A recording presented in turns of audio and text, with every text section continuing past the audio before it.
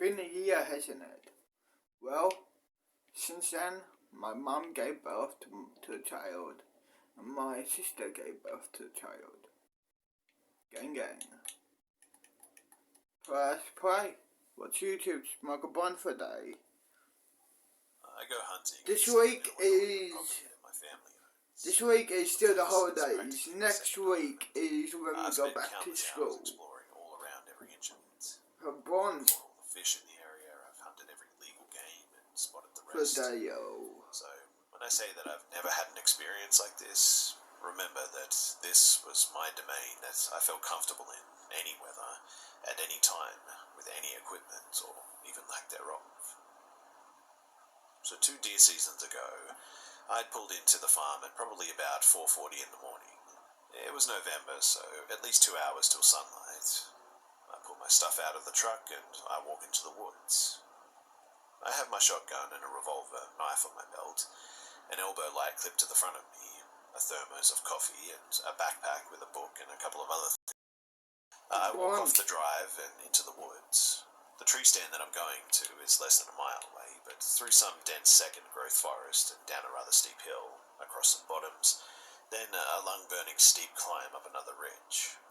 I always dread the hike, but it's a good spot, so I often do it. I make it down to the bottoms, slush through the icy muck, and get to the climbing. With my flashlight clipped to my chest, I keep needing to physically turn my body to throw the beam around and see trees that I recognize to determine my path. Let's pause it. Let's go to somewhere. May as well, right?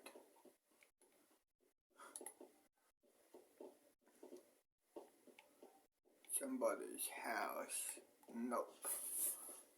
Definitely gonna not over there. What about over here? It's down, okay. Cool. Let's go over here. Let's go chill on the beach area. Gang gang.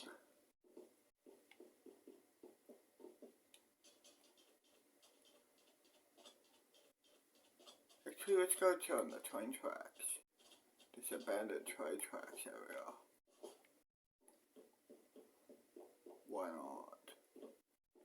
There's no train been on here since years. So yeah, why not chill on here? No fucking train goes up and down, you know, this place over here.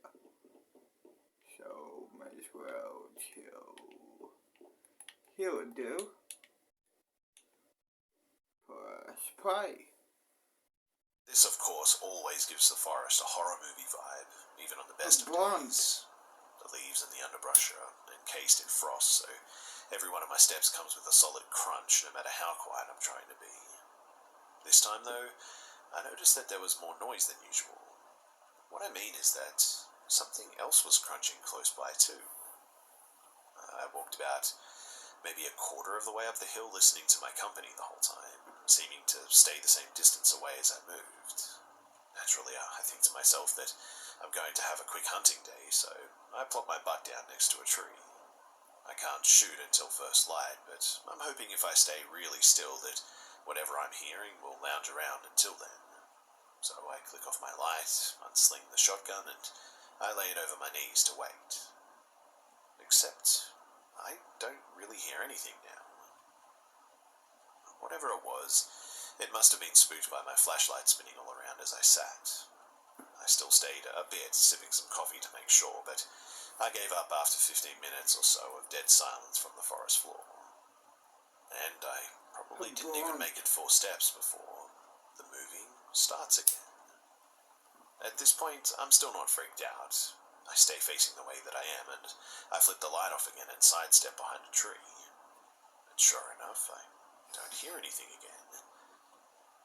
2 minutes of sitting there frustrated before I start moving again, and my new friend does too. And this is where I started to get a bit nervous, because I worked my way up the hill, stopping to turn and look every so often. And when I stopped, the sound would go on for just an infinitesimally longer amount of time than my own steps.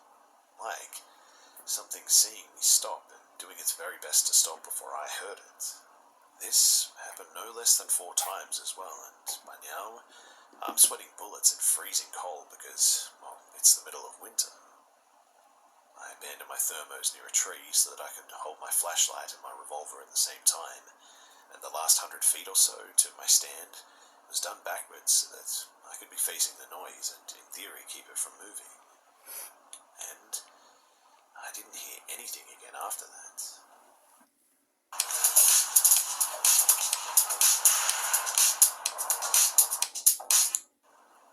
I got up into my stand and I smoked like 5 cigarettes in a row. It gave me a sense of security being up in a tree behind camouflage like that. Still, I only hunted for like an hour of daylight and went back early that day, and I wasn't moving slow headed back to the truck, even with the sun shining bright at this point. Now, I haven't told my family about this because, well, I don't think that they would believe me, but, man, when I think back about it, it was freaky. The sound, and when it decided to happen, felt, well, very human, which it likely was, as poachers and trespassers occasionally wander onto our property. Still, ever since then, when I go hunting, I'm much better about letting people know where I am going and for how long these days. I still don't know what that was. I didn't see anything, which is perhaps the most strange part. I thought that I would have seen something at least, being that the sound sounded so close. In the end, I still have no idea what happened that day, and if you guys know anything about what it could have been, then I would love to hear it.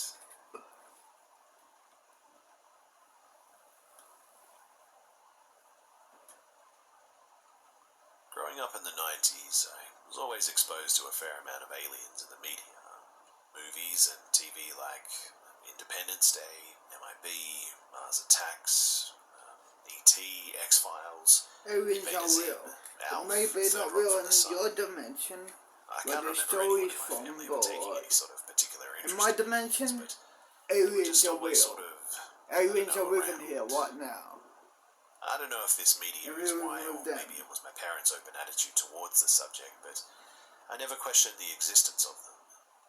I knew stories about people being abducted in crop circles, but I didn't feel like it presented any sort of immediate danger. I never considered myself to be afraid of them. That is, until my mum started asking me about it one morning. I've always been a sleep talker. Well, more of a sleep mumbler, I guess, but when I was 9 or 10, I started sleepwalking as well. My parents would find me in, like, the living room or the hallway trying to incoherently accomplish something. Most of the time, they could just guide me back to my bed without incident. But on one occasion... Oh, fuck me. Well, I guess I see when I find it. 3, 2, 1, action.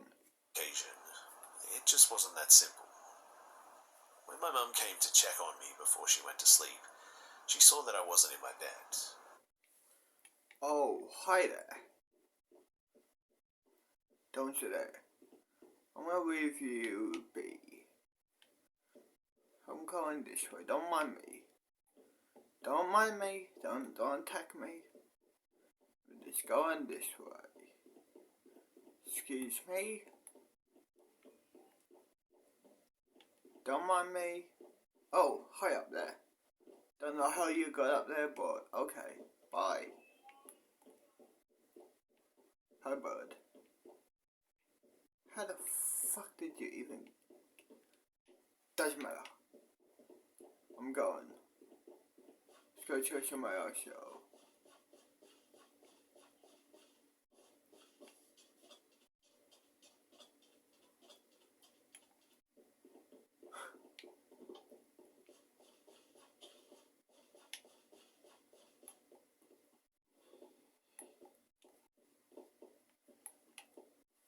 Fucking chill with somebody else.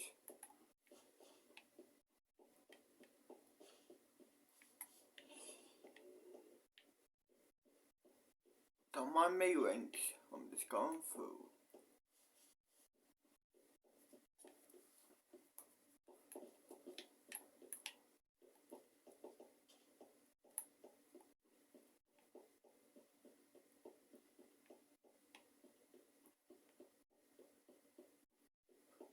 The reason why I'm afraid of these animals, because if they really wanted to, they could do more damage than a cryptic.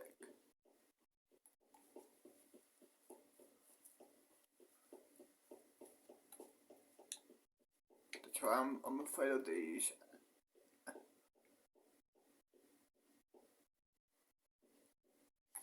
Okay, it's a statue. Good. Like I was saying, that's why I'm afraid of these little animals. Oh, hi there. Bye there. Jump. Shit, I failed. Shit. Jump. There we are. Let's go, chill. Down this way.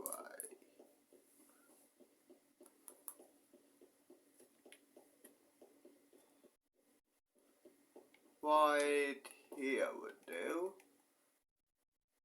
Actually, no, let's go chill down here. Down here would do, actually.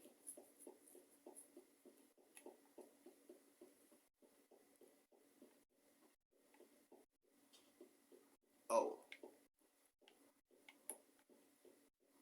Don't mind me. Just coming through, dear.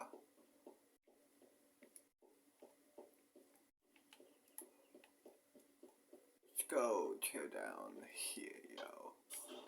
In the subway and smoke weed down here, yo. Wait, it's well, right? What's this way?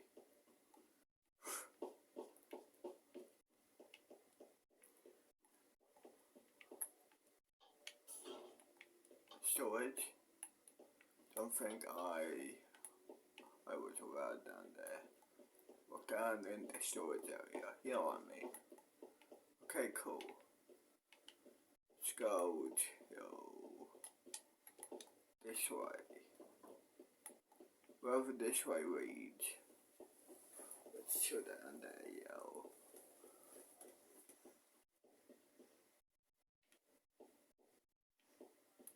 It's up here.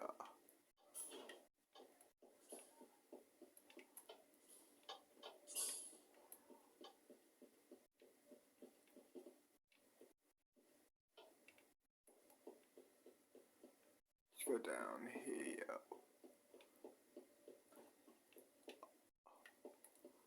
Okay, this is confusing, but fair enough. Well, let's go to here would do. Let's go to here. Press play. Let's go to here, yo. Press play, how blunt. She came into the room to look for me and noticed a small figure crouched in the closet. She asked me what I was doing and came closer to help me back to bed. And as she started to approach, I guess that I started crying and mumbling about aliens, and I even peed on the floor. She was shocked and called for my dad to come and help her. When he arrived, he tried to pick me up to comfort me, but I started screaming and I hit him in the face, apparently. Something that I'd never done before and haven't done again since then. They had to let me cry myself out, mumbling the aliens and don't take me again over and over until I would let them help me. My mum says that she doesn't think that I ever really woke up too, because I didn't say anything as she changed my pajamas and tucked me back in. The next morning when she asked me if I had had a dream about aliens, I didn't know what she was talking about. I mean, I had no recollection of anything that had happened the night before. She asked if being abducted by aliens was something that I worried about often, and I honestly told her that it just wasn't. My parents never made a big deal about the occurrence. They just wanted to make sure that I was alright, but I was pretty embarrassed by it. Since I had no memory of the event, I wasn't left with any fear of the aliens while I was awake, but I was left with a burning curiosity, I guess, as to whether they would be back.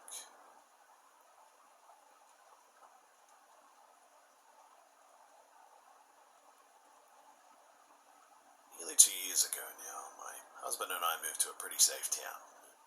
We decided to have some fun while we were young and child-free, so we got an apartment downtown. It was super fun. It's on the top of a shopping centre with restaurants, boutiques, a theatre, all kinds of stuff. We had a blast living there too, and have always felt very safe. Now, I like to go on walks, and since the area is so busy, I've always just sort of walked here and there when I'm alone. I go on a walk about every other day, less in the winter. But for 2 years, I've seen this older man sitting in the shopping centre. He always gave me a really bad feeling though, so if I came upon him, I tried to divert my path. But I felt sort of bad for judging, I guess. I said to myself, maybe I was just being paranoid. Maybe he's just old and lonely and wants to be out and around people, right? Well, the other night there was apparently a shooting in the shopping centre. It was around 8 o'clock at night, and I never go out that late by myself, so I didn't even know about it until the next morning. It turns out that some older man had kidnapped a woman in the shopping centre at gunpoint, assaulted her, and tried to drive away with her even. Her husband drove after them and shot at the guy. She was rescued, and he's apparently now in jail. He admitted to the police that he's been stalking that shopping centre for victims, watching the women around there, and I cannot tell you just how many times in the past 2 years that I have crossed paths with this guy. How many times I felt guilty for feeling uncomfortable around him. How many times I was right in his path, an easy target even. I guess the moral of the story is always trust your gut. Always.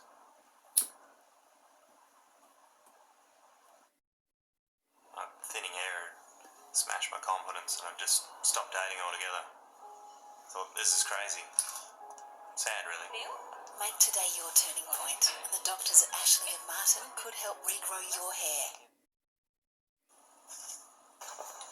So you decided to start trading. Better use plus 500. What? Because trading with... Fuck off.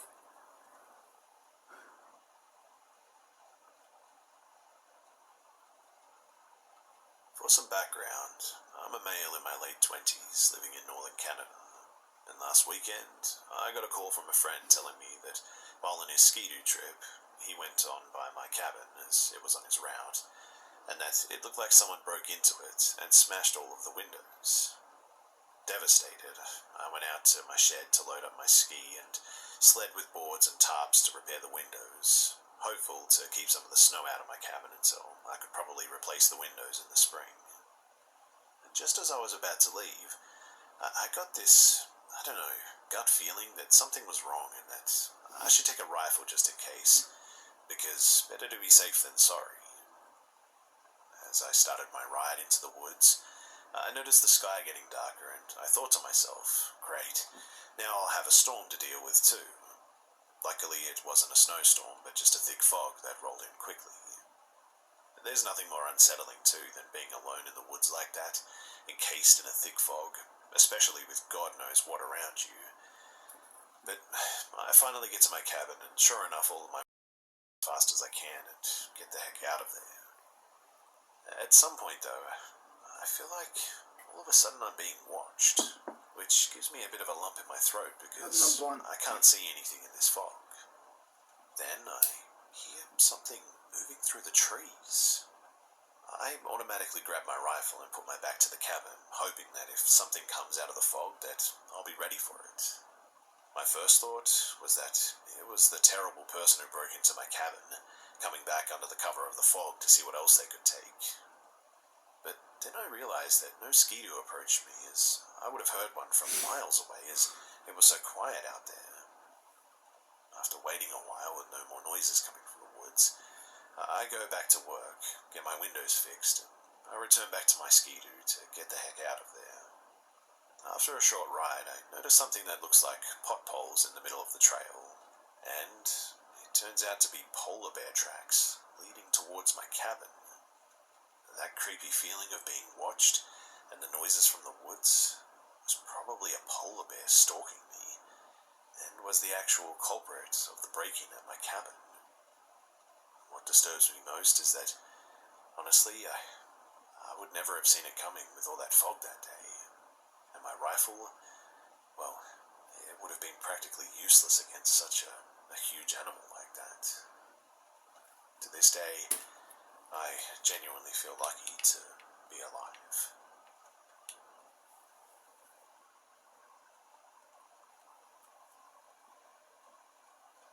I really love to drive for DoorDash on my free time. Something about getting out past midnight and just driving is very soothing to me. Why not make some money doing it too, right? Well, my wife hates it though. Specifically me going out past midnight in what she calls the bad sides of town. I don't see it like that though. I've driven for DoorDash for a bit now and I've never once felt a fear for my own safety, much less a fear for my life, and I love driving on the west side, south side, and downtown around midnight. But let me run through my shift tonight. So, I started my dash in at around 5 p.m. to hit the dinner rush, and it was slow, so I did a lot of waiting for a while. Well, pause it. Head back to the crib. I'll see you guys when I'm at the crib, I guess. And I've cracked for a second. Funny, isn't it? It's just down there, the character's house. I was heading that way, you know. Okay. 3, 2, 1, action. Head home, head to bed. You know, do usual routine. Just do usual boring routine.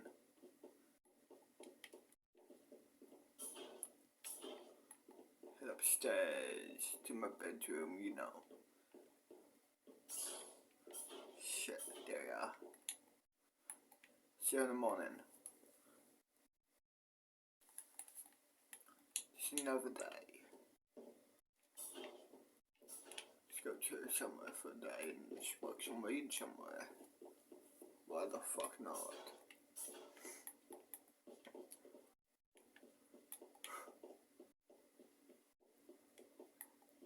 Let's go chill. Down here will do. Why not? Let's go to over here.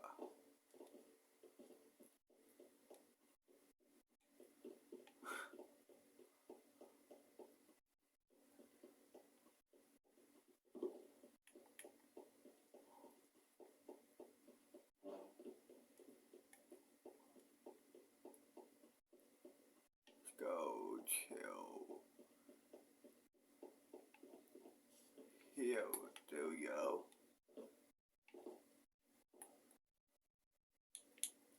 Let's press play, have fun for a day. Like I was staring at a person sitting in the back seat. Like their weight was being put onto the car, but nobody was there. I got out of my car to try and shake it off, and when I did, I saw another car pull up in the driveway of the home. I thought that maybe I could hand it to them and get on my way, but they just sort of sat in their car looking at me, and looking down at the shining light that I could see was their phone.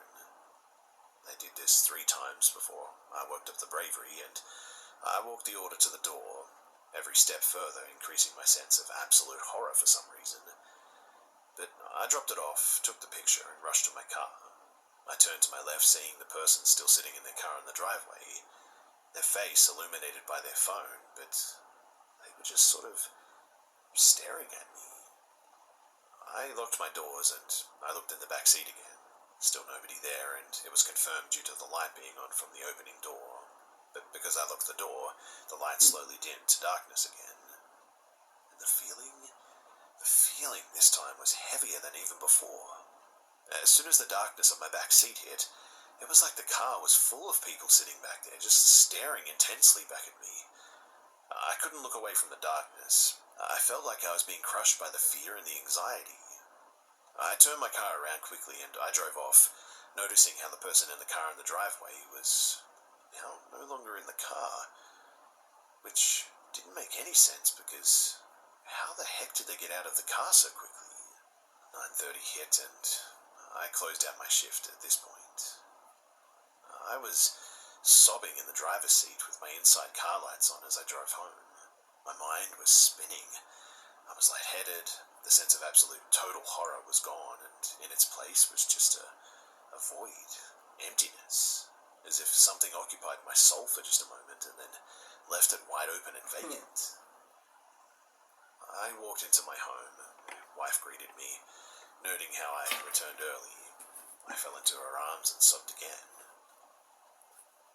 It's now 11 p.m. and I'm sitting on my couch with all the lights on, and I just feel utterly alone, empty, completely void of all emotion besides one feeling.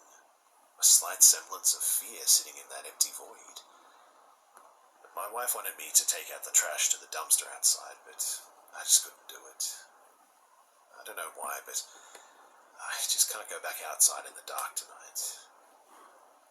I know that this whole thing is really weird to say the least, but if any of you guys know anything about what might have happened tonight, please do tell me, because that fear, it's still sitting with me.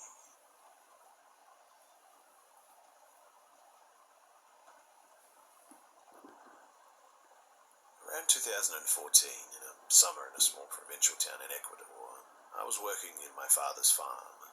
He was dedicated to livestock, so every weekend after school, he'd help with daily tasks, such as feeding the cows and go over to them to make sure that they're not missing or have any problems and stuff. Well, one Saturday, I did an afternoon batch check around 3 p.m. For some reason, I couldn't do it earlier, so I rode my horse called Loco and went to see them in the afternoon. It was a bit of a trip, but it was about 50 minutes to an hour because there was a shortage of pasture on the farm and we had to rent a piece of land nearby. The outward journey and the batch check passed without incident. It was around 5:30 in the afternoon, so I started the journey back, and 30 minutes back home, I just felt a strange, I don't know, like wind on my body or something.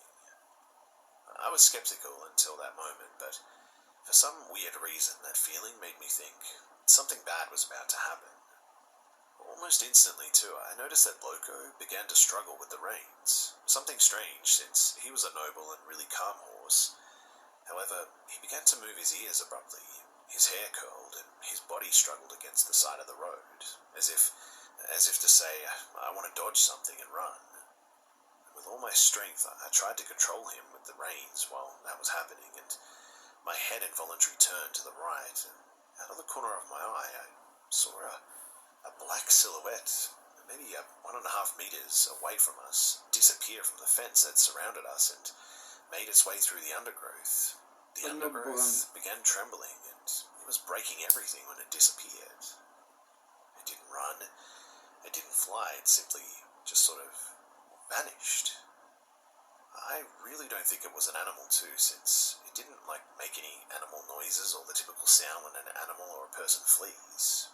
Whatever this thing was, it seemed almost supernatural or something. What I mean is that it just sort of vanished in a huge rumble of dry undergrowth. While that happened too, in a brief second, my hands went completely numb from the force that I applied on the wheels, and Loco simply started running, and I, still confused, held on with the little strength that I had left, so as not to fall and injure myself. After minutes of intense running, Loco finally stopped his gallop. I went down to drink some water in a stream, and it was at this time that I noticed that my eyes began to burn like nothing else. They just burned like having bathed in pepper spray or something, and I hadn't done or touched anything to make this happen. When I got home and unsaddled my horse, I went inside, and my mother asked me almost immediately what had happened to my eyes. I simply replied that it was my sweat, that it wasn't necessary for her to be alarmed that way, but she insisted that I go look in the mirror, and when I did, I noticed that my eyes were full of blood, almost like crying blood too. There was not a single white space in my eyes any longer. There was nothing but 2 meatballs filled with red as vivid as blood. That obviously scared me, and I couldn't help but feel that it was somehow related to that black thing that I saw. It should be noted that my doctor couldn't find a medical or even a logical explanation about what had happened to my eyes, and that no medication helped. In fact, my eyes remained that way pretty much for 2 months. Telling this to my mum and brother, they just froze. My brother went the next day to check the area where I had seen that sighting, to have a look around and see if he could find anything. And he told me that there were no trails, roads, or at least one broken branch. Everything was completely clean. It was just really weird, and there were no plants there that would cause this. He acquired some water samples for the doctor, and they came back negative too. It's been 8 years, and I remember it vividly, and I haven't been back to that place since then. Loco unfortunately died a year ago, and it's sad to know that he was my partner and the only one who ever experienced that with me. I miss you, Loco.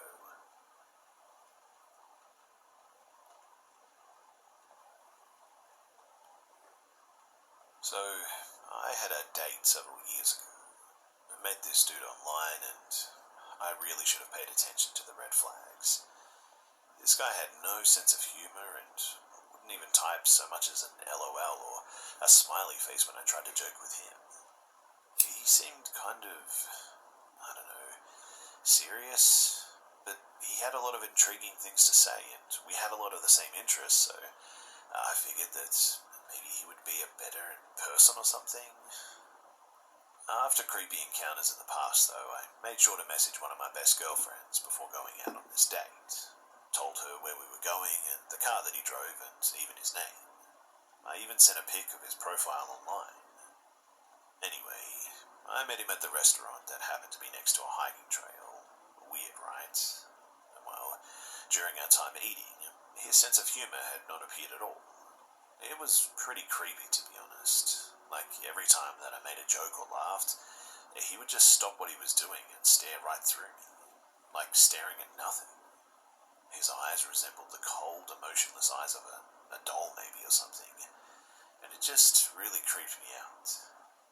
And then he started talking, and it got a lot worse. He started talking about his job and how he felt slighted by everyone and that he deserved to be treated better because he was smarter than them. Serious psychopath red flags were going off in my head at this point. He never even had any emotion on his face either. No smile, no laugh, just a constant blank face and blank stare with those predatory eyes. Then he wanted to go for a hike. I said that I needed to go to the bathroom, told my friend everything via a phone call. She was to make up a story to allow me to ditch the date, and I should have just crawled out that window and left, but I didn't want to be rude. I don't know. I felt sort of bad. My friend was going to call me in like 10 minutes with her story, but we started down this hiking trail. There were plenty of people around, so I relaxed for a bit. But then he kept trying to take me off the trail to look at a great spot. Apparently he had found one earlier. He had obviously been off the trail here before. And, quite frankly, I just panicked. I sent my friend an SOS, and she called with the story that her car broke down or something and needed me to get to her. The dude wasn't buying it and insisted on meeting my friend, but we both drove to the restaurant separately, so why would he need to meet my friend? He became frustrated and a little bit angry at this point. The first emotion that I'd ever seen on this guy's face. I rushed back on the trail where I could be seen, and the anger on his face just vanished. He decided to stay there where he was on the trail, and thankfully didn't see me off when I left. Now, I don't know if this dude was truly dangerous or not, but the feeling that I got in the pit of my stomach told me to just get out of there right now. What do you guys think? Was I just jumping the gun, or was there something more going on here?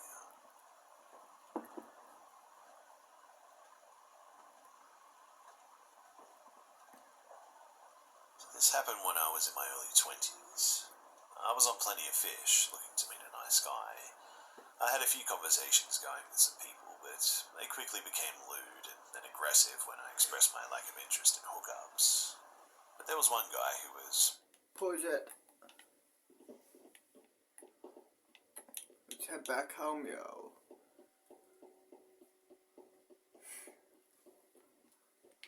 It's another day, yo, gang gang. It's another day on school holidays, yo. I'm hoping I'm going the right way, yo. I'm fucking hoping, yo. I'm going the right way. Doesn't look like it. Let's go to the end. Yeah, nah. Doesn't look like it. Okay, let's go this way, yo. Let's go this way to the house. Shit, I'm lost, and that's not good. Well, hopefully I can find my house, yo.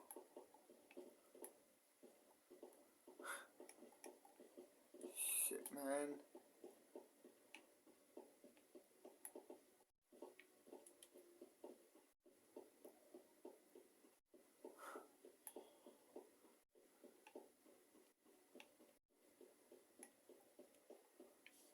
Shit. Yeah.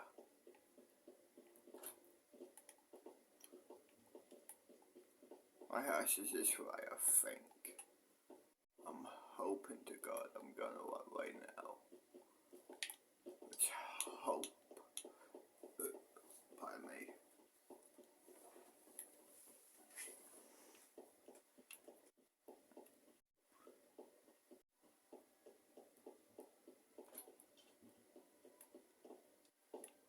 Yep. Yellow.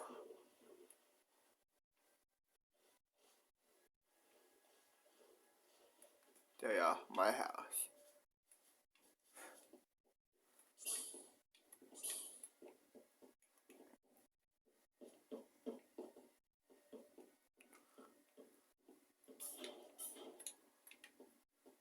See you in the morning, yo.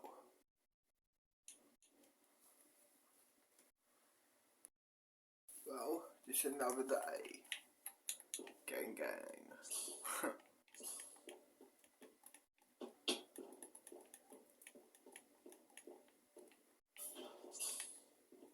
Let's go to somewhere for a day, yo. Let's go chill. Maybe. Let's go chill. Over here would do. Yeah. Right here would do. Behind this building. Excuse me. Don't mind me. Don't attack me. I'm just going through.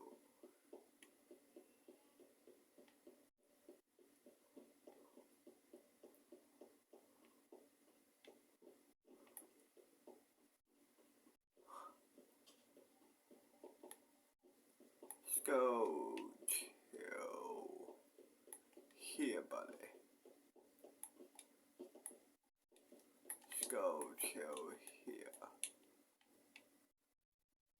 Press play.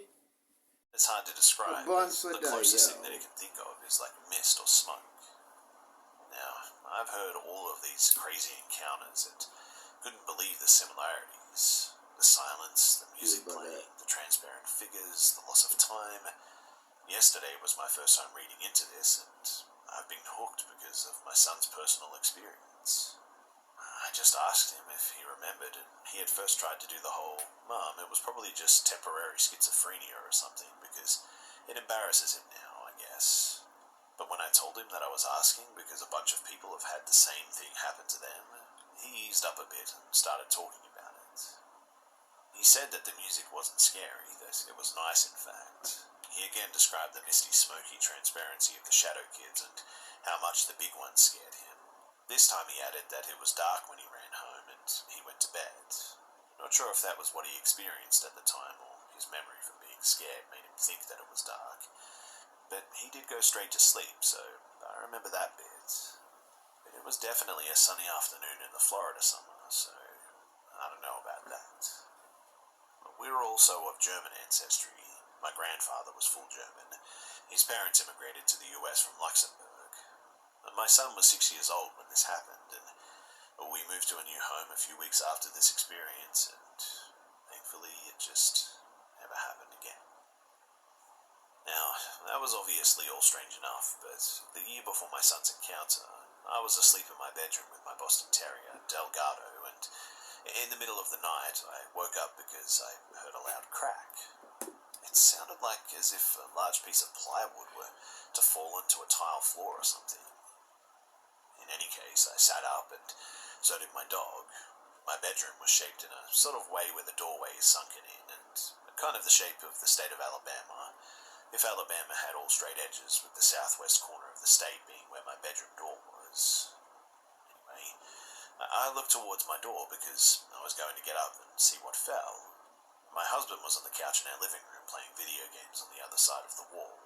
It was a small 900 square foot apartment, and I could hear the TV.